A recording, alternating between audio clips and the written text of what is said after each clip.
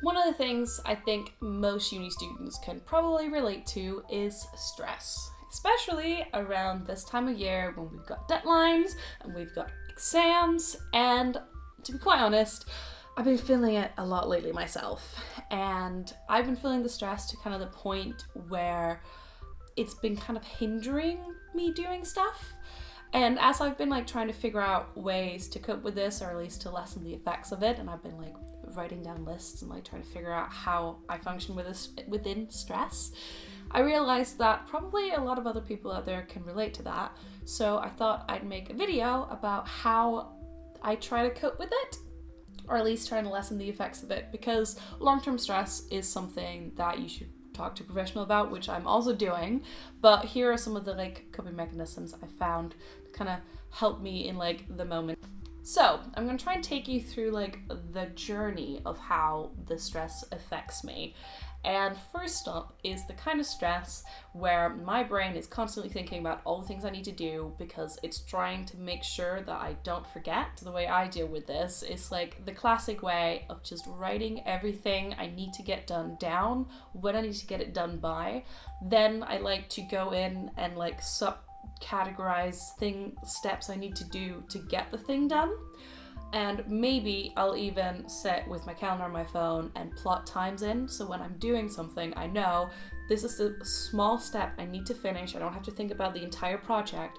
If it's a uni thing, it's okay, I need to read these 3 chapters and write a note for it, and that's all I need to focus on. Sometimes that's not enough though, because sometimes the stress gets to a level where my brain just needs a break and I physically can't work because I'm stressing about everything. And I found that sometimes going outside and taking a walk will help with that, because there's something about the feeling of fresh air in your lungs and on your skin that just kind of helps clear things out. Also moving around instead of sitting in front of a desk in a room that probably doesn't have a good enough lighting. It's probably getting a bit stuffy because you've been in there all day, so it just kind of helps a change of scenery, moving around. Also, you can play some banging tunes, which at least for me always helps lift up my mood a little bit. Sometimes though, a walk is not enough. Sometimes it is time to face the music, face the fact, and see that you just need a break. And breaks can be really hard to take when you're stressed, because you know everything you need to do and you feel like you don't have enough time to do it, so why would you waste time doing something that's not the things you need to get done? Well, sometimes you need to, because your brain just can't handle anymore. However, I found myself lately with the amount of stress that if I sit down and chill, or if I have reached a deadline and I have some time before the next deadline so I don't have to stress as much, my body doesn't get it. So I'm still in that mode of I need to get stuff done, why am I not doing things?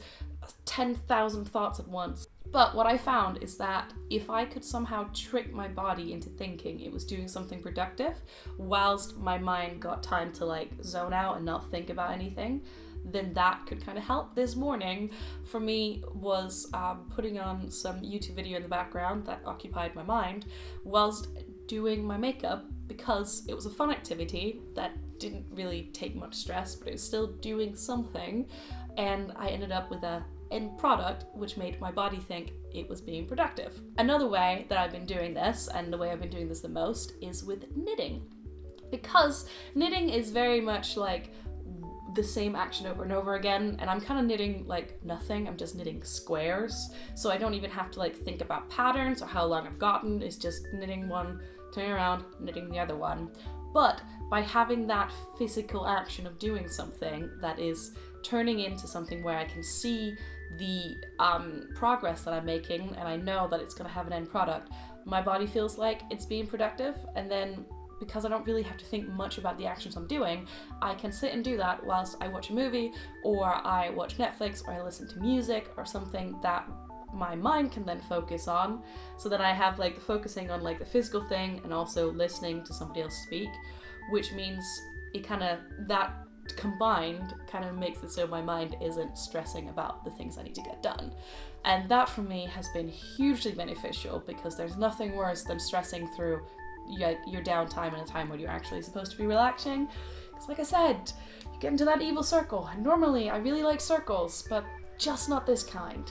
obviously, like I said in the beginning, if you do find yourself in this like evil circle of stress that ends up hindering you doing things and hindering you relaxing, and if the stress like stays after you've finished your deadlines, I would absolutely advise going to talk to a doctor, or maybe popping by the wellbeing center and talk to someone professional about it, because long-term high levels of stress is not great for the body. And of course, I'm not a hypocrite, and like I said, I've kind of been feeling this myself lately, so I have booked myself a doctor's appointment to talk about that. I hope that me kind of telling the things that I've been doing and kind of sharing my little stress journey a little bit has helped you. And of course, if you have any advice or anything that you do that helps you out with stress, please put them in the comments down below, because that way we can like share and help each other out. Because stress can be useful to kind of get you in the zone to do stuff, but sometimes it just hinders it, and when you're uni students, we're gonna encounter it a lot.